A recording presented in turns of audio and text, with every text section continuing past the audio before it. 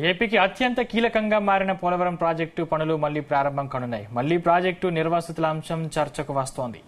Polavaram నిర్వాసితులను YCP ప్రభుత్వం గాలి కొదిలేసిందని ఆ ప్రాంత ఎమ్మెల్యే చిర్రి బాలరాజు ఫైరయ్యారు. వైసీపీ పాలనలో ప్రాజెక్టును విధ్వంసం చేశారన్నారు. ఎన్డీఏ ప్రభుత్వంలో పోలవరం ప్రాజెక్టు పూర్తి చేస్తామంటున్న ఎమ్మెల్యే చిర్రి బాలరాజుతో మా ప్రతినిధి Durga Manne face to face. MLA Chirri Balaraju Polavaram project ని పరిశీలించారు. ప్రస్తుతం మనతో బాలరాజు ఉన్నారు, మాట్లాడదాం. సార్ చెప్పండి, ప్రస్తుతం పోలవరం ప్రాజెక్ట్ పరిస్థితి ఏంటి?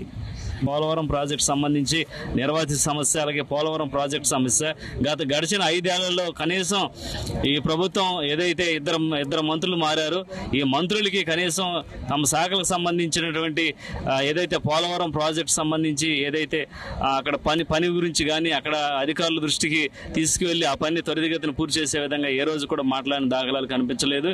ఈరోజు మా మంత్రిగా ఈరోజు నిమ్మల రామనాయుడు గారిని నియమించడం జరిగింది. ఆయన ఇక్కడ ఉన్నటువంటి ఏదైతే సమస్యలకు పూర్తి అవగాహన కలిగి ఈరోజు అధికారుల దృష్టికి అధికారులను ఏ విధంగా పని చేయించుకోవాలి, అలాగే చంద్రబాబు నాయుడు గారి దగ్గర నుంచి అలాగే మోదీ గారి దగ్గర నుంచి నిధులను ఏ విధంగా తీసుకొచ్చి పోలవరం ప్రాజెక్టు త్వరితగతిన పూర్తి చేయాలన్న ఒక సంకల్పంతో ఆయన మేము కూడా ప్రతి సమస్యను తీసుకువెళ్లి నెరవేర్చే విధంగా మేము ముందుకు వెళ్తాం.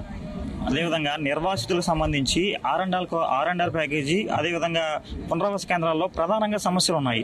వాటిని ఏ విధంగా పరిష్కరిస్తారు? అంటే ముఖ్యంగా ఈ వారికి సంబంధించినటువంటి ప్యాకేజీ ఇవ్వకోకుండా వాళ్ళని గాలికి వదిలేసింది. వారికి నిర్మించినటువంటి ఇళ్లలో అగ్గిపెట్టి ఇళ్లలాగా నిర్మించి వర్షం వస్తే ఆ వాటర్ మొత్తం లోపలికి వెళ్ళిపోతుంది. ఒక కరెంట్ సదుపాయం లేదు, ఒక రేషన్ సదుపాయం లేదు, ఒక డ్రైనేజీ వ్యవస్థ లేదు. అలాగే అక్కడ వారు నివసించడానికి నిరుద్యోగ భృతి అనేటువంటి ఒక వెసులుబాటు లేకోకుండా కనీసం అధికారులు వారికి ఏమీ ఇవ్వకోకుండా అనేక ఇబ్బందులు పడే పరిస్థితి వారు ఏర్పడ్డారు. నేను ఈ 5 సంవత్సరాలు కూడా నిర్వాసితుల పట్ల అనేక పోరాటాలు కూడా చేయడం జరిగింది. తప్పకుండా రేపు సంవత్సరం లోపే తప్పకుండా వారి అందరికి కూడా న్యాయం చేసే విధంగా మా ప్రభుత్వం ముందుకు వెళ్తుందండి. అంటే ప్రస్తుతం పోలవరం ప్రాజెక్టులో పనులు ఎంత మేరకు జరిగాయి, జరగాల్సినవి ఎంత ఉన్నాయి? అంటే మొన్న సమీక్షా సమావేశంలో చంద్రబాబు నాయుడు గారు పెట్టినటువంటి సమీక్షా సమావేశంలో అధికారులు అడిగితే వారు చెప్పినటువంటి సమాధానం ఏంటంటే 4 సీజన్ల వరకు కంటిన్యూషన్ గా పనిచేస్తే ఈ వర్షాకాలం తప్ప 4 సీజన్ల వరకు ఈ వర్క్ జరుగుద్ది అంటున్నారు. కానీ గత ప్రభుత్వం చేసినటువంటి నిర్వాహకం వల్ల ఈరోజు ఇంకో 5 సంవత్సరాలు పొడిగించడం జరిగింది. తప్పకుండా ఏదైతే చంద్రబాబు నాయుడు గారు ఈరోజు పోలవరం ప్రాజెక్టుని పూర్తి చేయాలన్న ఒక సంకల్పంతో ఉన్నారు కాబట్టి తప్పకుండా పనిని తప్పకుండా పూర్తి చేసే విధంగా మేము ముందుకు వెళ్తాం. ఏదైతే చంద్రబాబు గారు జగన్ పోలవరం ప్రాజెక్టులో విధ్వంసం చేశారంటూ కూడా శ్వేతపత్రం రిలీజ్ చేశారు. జగన్ చేసిన విధ్వంసం ఏంటి? అంటే పని చేయకపోవడమే విధ్వంసం అండి. ఇక్కడ ఉన్నటువంటి నిర్వాసితులు గాలికి వదిలేయడమే విధ్వంసం. ఈరోజు చూసుకున్నట్లయితే ఏదైతే పోలవరం ప్రాజెక్టు పనులు మేము పర్యవేక్షిస్తుంటే కనీసం ఎక్కడ కూడా గత ప్రభుత్వం ఉన్నటువంటి పనులే తప్ప ఈ ప్రభుత్వం ఒక్క పని ఏం చేసిందంటే ఒక ఇసుకని శాండ్ని తీసుకొచ్చి డంపింగ్ చేసేటువంటి పరిస్థితి ఏర్పడింది.